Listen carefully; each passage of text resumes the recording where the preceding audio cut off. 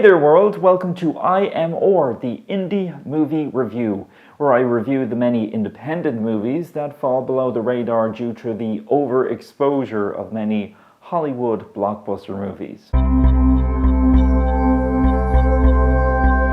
So today I'm reviewing the indie Canadian sci-fi movie Code 8, which is currently streaming on Netflix, so if you have a Netflix account, go and check that out. So Code 8 was released in 2019. It is a Canadian science fiction action movie. It is set in a world where a minority of human beings are born with special abilities or powers. These special abilities range from manipulating electricity to manipulating ice and so on. In this future world, it is estimated that about 4% of the population have these special abilities, and subsequently this is a great cause of discrimination and mistrust towards the minority of individuals who have these special abilities and powers. Especially when it comes to the military-style police force that they have featured in this movie.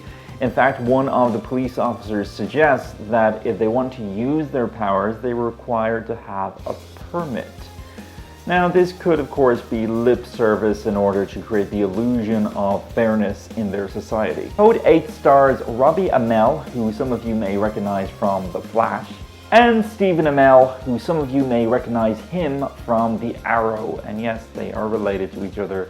They happen to be cousins. So the main character played by Robbie Amell, Connor, is an electrician who is struggling to pay his mother's medical bills. His mother seems to have contracted some sort of illness or disease which appears to be associated with her powers and her powers overloading her entire nervous system. So Connor is then recruited by Garrett, played by Stephen Amell, into this drug/other criminal activity gang to do all sorts of shady jobs as a means to save up enough money so he can afford to pay for his mother's medical bill. This involves training Connor so he can tap into the full potentials of all his abilities and powers. So Connor becomes pretty close with the rest of Garrett's crew, including Naya. It is eventually revealed that Naya is a healer.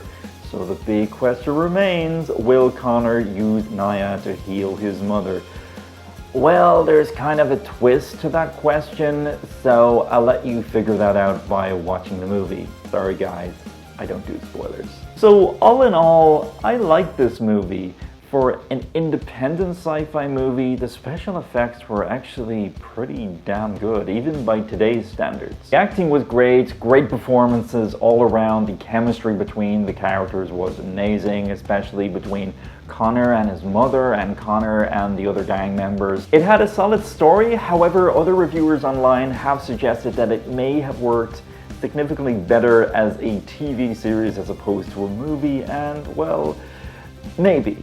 It did have a sort of a bittersweet ending. I think a TV series could have definitely added some more interesting elements to the world that it's set in. It could have fleshed out the sort of story arc and world a lot more than it has done in this single movie. However, that's not to say that a series of sequels could not have equally done the same job just as well. However, I still feel it works as a standalone piece of film very well. It's certainly a very different kind of science fiction movie. It's certainly not The Matrix, but it's still definitely worth the watch. It's the kind of science fiction movie that doesn't really require you to think too much, especially in terms of technobabble, for example. But it does have a very significant and very moving message of what life is like for those who are part of a discriminated minority. It also does a great job of illustrating the lengths some will go to in order to save the life of a loved one.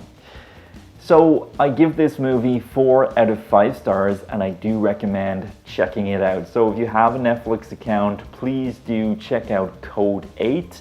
Tell me your thoughts on it, or perhaps you've already seen Code 8. In that case, tell me your thoughts on it. Either post me a comment down below, or you can submit a video response. Check out the video response tag down below in the description area. So until next time everybody, thank you for watching, thank you for subscribing if you already have, and also do not forget that nerds rule the world.